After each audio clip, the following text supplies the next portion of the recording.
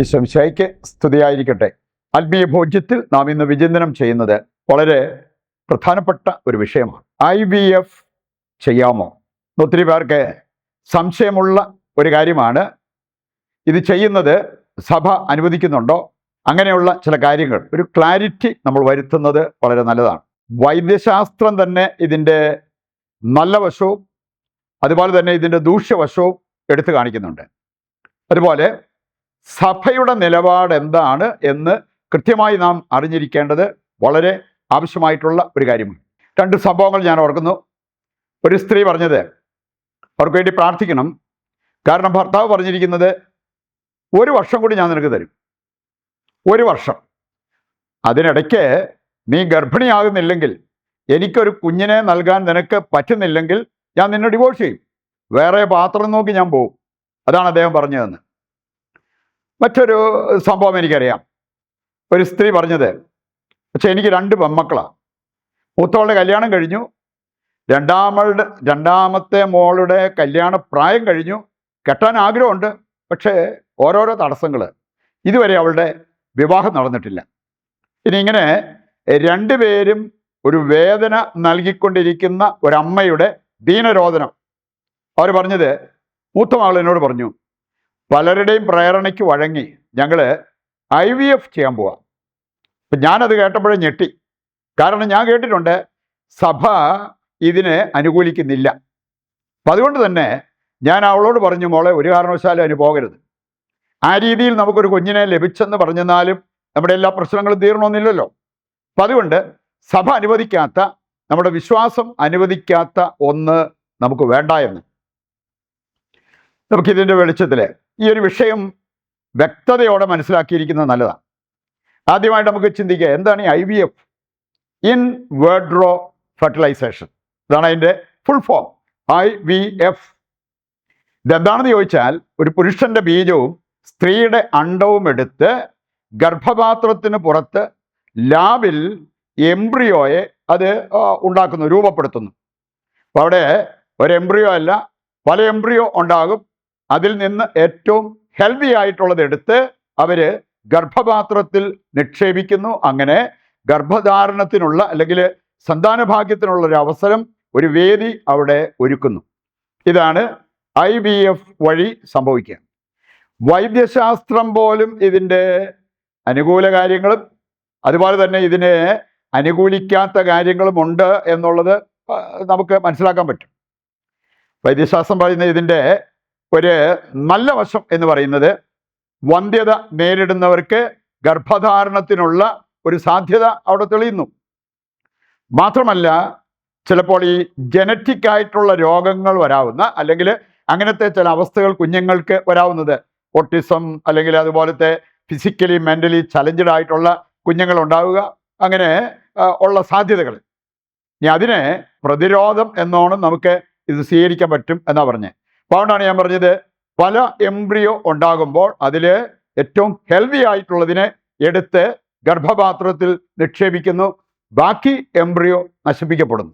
അതാണ് ഈ ഒരു ഇതിലൂടെ നടക്കുക. വൈദ്യശാസ്ത്രം പോലും ഇതിൻ്റെ ദൂഷ്യവശങ്ങളെക്കുറിച്ച് പറയുന്നുണ്ട്. കാരണം ഇത് സക്സസ്ഫുൾ ആകണമെന്ന് നിർബന്ധമൊന്നുമില്ല. ഈ IVFന് പോയിട്ട് അവിടെയും കൂടെ ഒരു പരാജയം വരികയാണെങ്കിൽ അവർക്കുണ്ടാകാവുന്ന മാനസികാവസ്ഥ, നിരാശ, അതൊക്കെ നമുക്ക് ഊഹിക്കാവുന്നേ ഉള്ളൂ. അതുപോലെ തന്നെ കുറേയേറെ കോംപ്ലിക്കേഷൻസ് ഇതുവഴി ഉണ്ടാകാം. വജൈനൽ ബ്ലീഡിങ്, അതുപോലെ തന്നെ ഗർഭധാരണത്തിൻ്റെ സമയത്തുണ്ടാകാവുന്ന ചില കോംപ്ലിക്കേഷൻസ്, BP കൂടാനുള്ള സാധ്യതയുണ്ട്. മിക്കവാറും ഒക്കെ സിസേറിയൻ വേണ്ടി വരുന്ന ആ സാഹചര്യങ്ങൾ, ഇങ്ങനെ ഇതിന് പല വിധത്തിലുള്ള ദൂഷ്യവശങ്ങൾ ഉണ്ടെന്നുള്ളത് വൈദ്യശാസ്ത്രം പോലും അംഗീകരിക്കുന്ന കാര്യങ്ങളാണ്. ഇനി നമുക്ക് വളരെ പ്രധാനമായിട്ടുള്ള ഒരു കാര്യമാണ് സഭയുടെ നിലപാട്.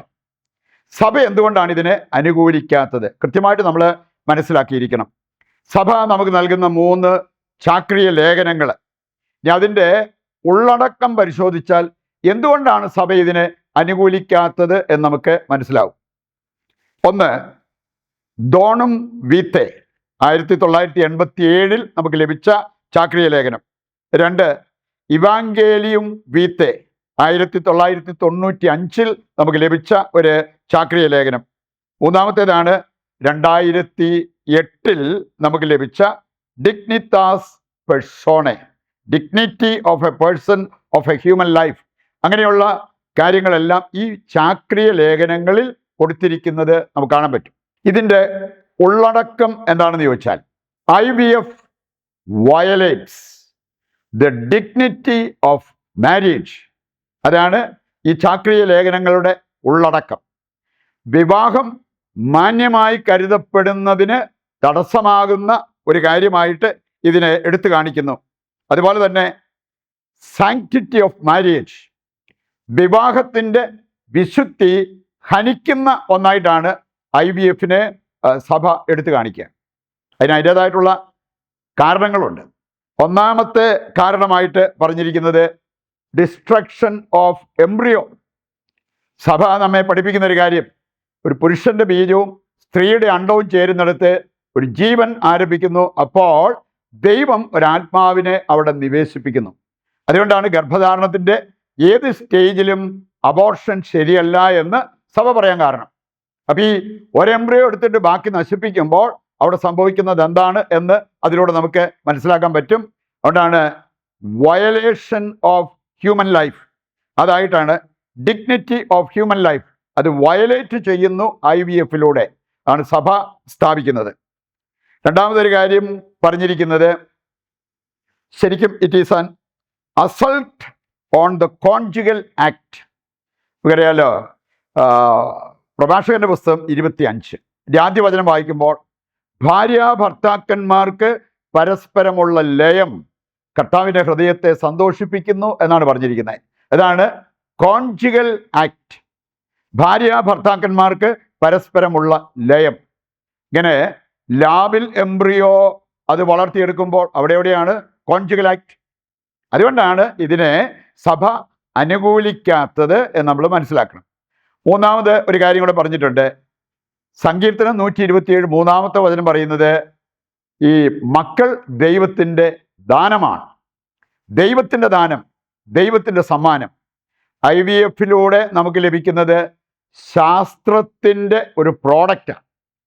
ദൈവദാനമായിട്ട് കുഞ്ഞിനെ കിട്ടുന്നതിനേക്കാൾ ശാസ്ത്രം ഒരു കുഞ്ഞിനെ വളർത്തിയെടുത്ത് നൽകുന്നു എന്നുള്ളത് നമുക്ക് മനസ്സിലാക്കാൻ പറ്റും.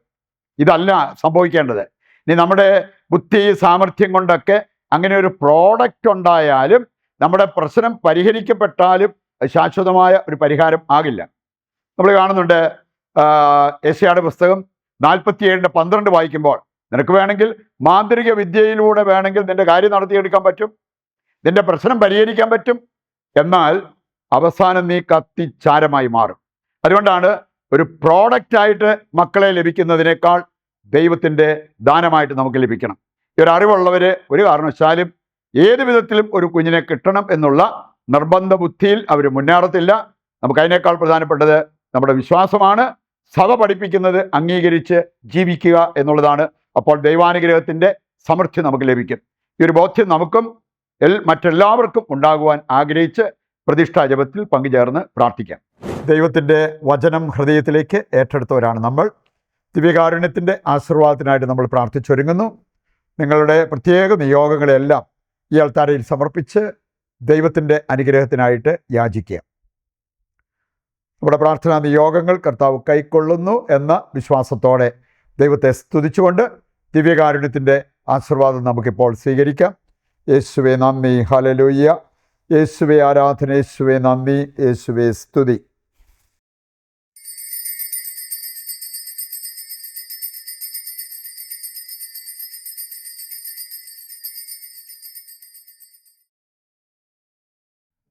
ഈശോ മിശിഹായ്ക്ക് സ്തുതിയായിരിക്കട്ടെ. മറ്റൊരു എപ്പിസോഡുമായി നാളെ വീണ്ടും നമുക്ക് ഒന്നിക്കാം. ദൈവം നിങ്ങളെ സമൃദ്ധമായി അനുഗ്രഹിക്കട്ടെ.